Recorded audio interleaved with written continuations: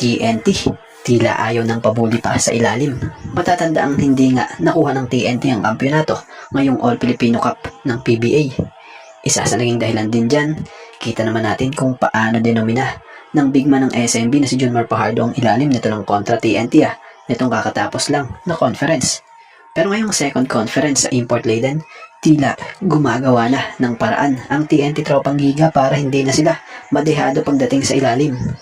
Balita nga sa ngayon, itong fresh from NBA na si Bolbol ang tinitingnan ng TNT na maging potential import ng nasabing koponan sa PBA Commissioner's Cup. So credit po sa fast break.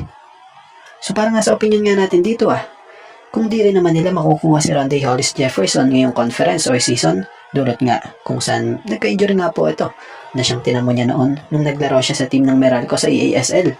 So balita rito, mga isang taon daw mapapagrahe ang nasabing mandalaro dahil sa napunit na tong Achilles. So kung tuluyang mapasa kanila na nga para sa TNT, itong si Bolbol, goods yan kung tutuusin. Dahil may chance naman lalot kasalukuyang free agent itong si Bolbol. So si Bolbol nga ay may chance na palakasin ang frontline ng TNT gamit ang height nito na 7'3". Si Bolbol nga ay may kakaibang kilos sa court na di mo makikita sa ibang big man.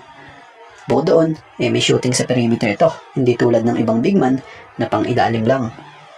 Kaya niya nga po ma-stretch ang floor, handle the ball in transition, and shoot from the deep na kung saan maaaring bumago sa timpla ng TNT.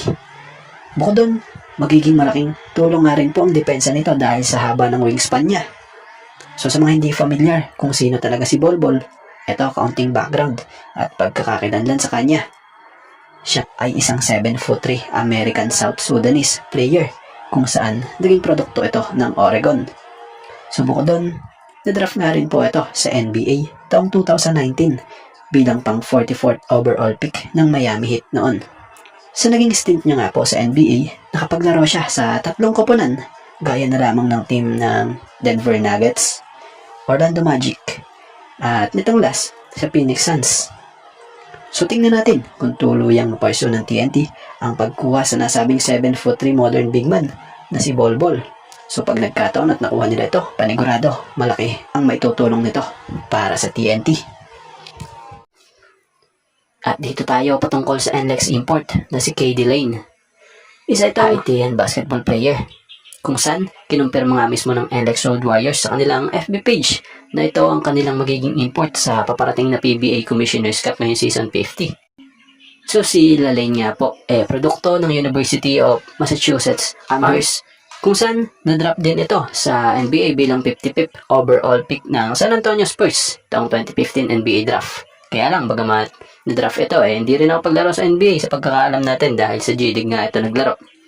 So after ng stint niya sa NBA G-League, napadpad nga ito sa iba't ibang liga sa iba't ibang bansa, gaya ng paglalaro sa bansang Puerto Rico, China, Italy, Turkey, Spain, Korea, the Middle East, at Taiwan. So bukod pa doon, he has also made 3 appearances in the FIBA Wasal Final 8, twice with Kuwait Club, and most recently with CS Sagis in FIBA with CS Sagis. In FIBA club competitions, nag-average nga po itong si Lane ng 17.1 points per game and 9.8 rebounds per game. At nito lang, nirelease nga siya sa TPBL lang, sa team nga po ng Kaohsiung nitong January 28. So tingnan natin kung ano ang kaya niyang may ambag ngayong paparating na conference ng PBA para nga po sa team ng NLEX.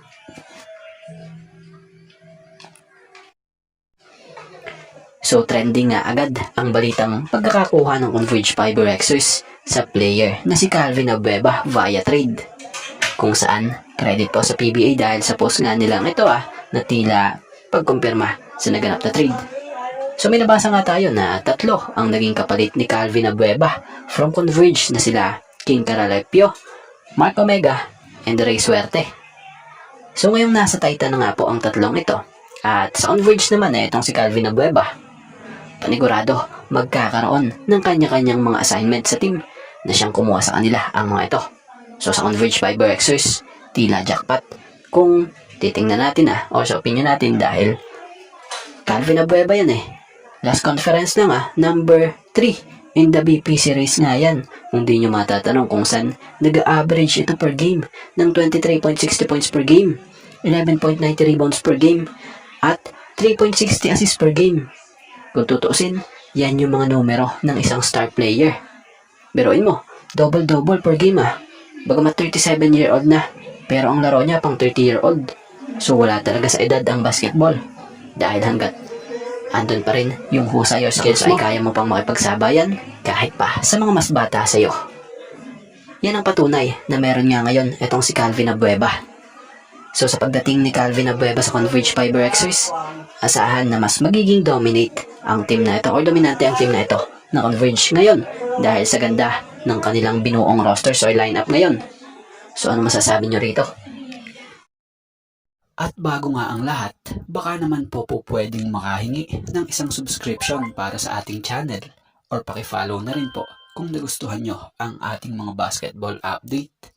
At kung ito na may makakabigat para sa inyo, kahit isang like and share na lamang po. Maraming salamat po.